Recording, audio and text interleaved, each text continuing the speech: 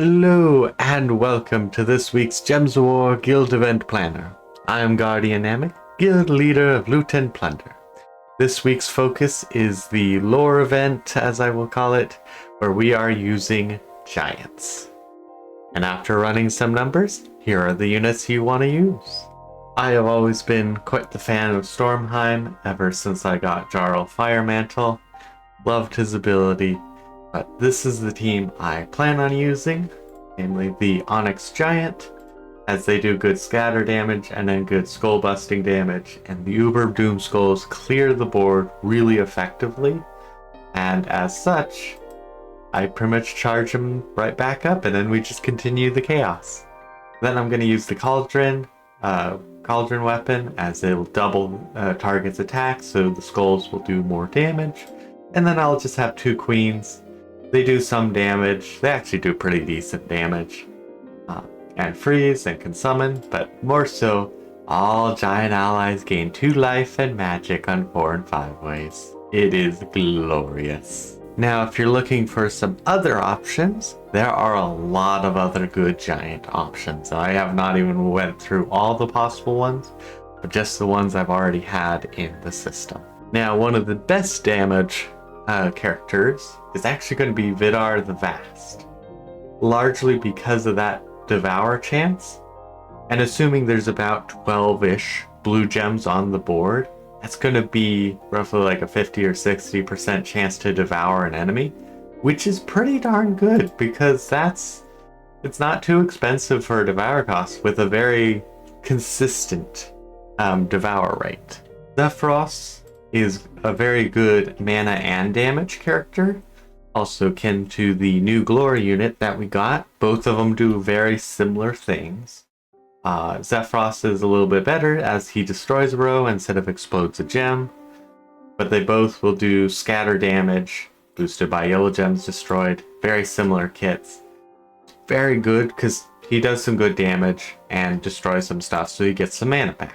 Very much akin to the Storm Oracle, as they explode a gem, deal scatter damage boosted by yellow gems. Basically, the Storm Oracle is a weaker version of Zephyros.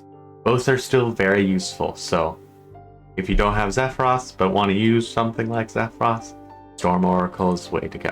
Now we also have Jotnar Storm Shield, as he gets to do a whole heck of a lot of damage. True damage on top of that, because he deals true damage boosted by barriered allies and giant allies. Most giant teams you'll mess around with will have 4 and 5 ways built in, and so he'll keep the team barriered. And so he's good at keeping the team barriered so that way you stay alive, but even then, does some amazing true damage. His only weakness, really, is the fact that it's just to a single target, and at times can be a lot of overkill. The Icespire Shaman is also a good option for damage. They're not amazing, but they're pretty solid, as they do some splash damage to 2 targets.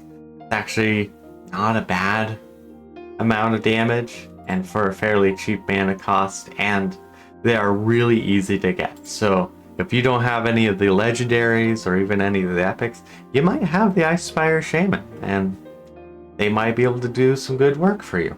Now, if you do have the Jarl, he is wonderful.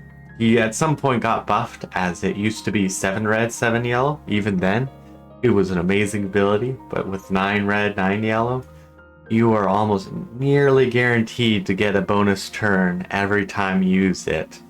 Sometimes you'll be out of luck, but that's just the nature of great characters. But he doesn't necessarily do amazing damage, but he can self-charge, and sometimes he can just charge himself right back up with bonus turn and keep on swinging. I know I did that a lot back in the day, as I had the Jarl, and this is even before the Queens were in, and it was just really darn powerful. With the Queens, he's even more powerful, as the Queens will quickly buff his damage. But even without the Queens, he can be a good generator for other things and some decent damage. He also will burn enemies, which is quite useful for the fire giant, who isn't too noteworthy unless you utilize the Jarl. Another good option for damage is going to be Halfgrim the half giant, as they do damage based off of their life as well. They aren't the best damage, but they are actually something that should be noted, as giant teams, especially if you can get 4 and 5 ways, love to increase their life. And then we also have the gem giants, as I will call them, as they all are pretty effective. They do some damage, convert some 5 of one color to their color, giant gems. Those explode when they get matched. And as such, it's pretty effective. You get a little bit of mana here, get some damage there. And they're not the best of things, but they're very solid. So if you need something that's just nice and decent, the gem giants, as I will call them, are pretty solid options. Now, if you are looking for mana, there are a few options, as I previously said. The Jarl, Zephyros, the new Storm Oracle, all are decent mana generation. Oh, the Jarl is much more on the mana generation department, but Formian is really good for mana, as he'll destroy 5x5, deal some damage and stuns, but that's just like a nice little bonus. But a 5x5 is about 25 mana for 12 cost. You're getting a lot of mana out of this one cast. So he can be very useful if you need a dedicated mana person for your team and don't have the Jarl or the Onyx Giant. Also, I did forget to mention the Fire Giant properly, as they do some good damage if the enemy is burning.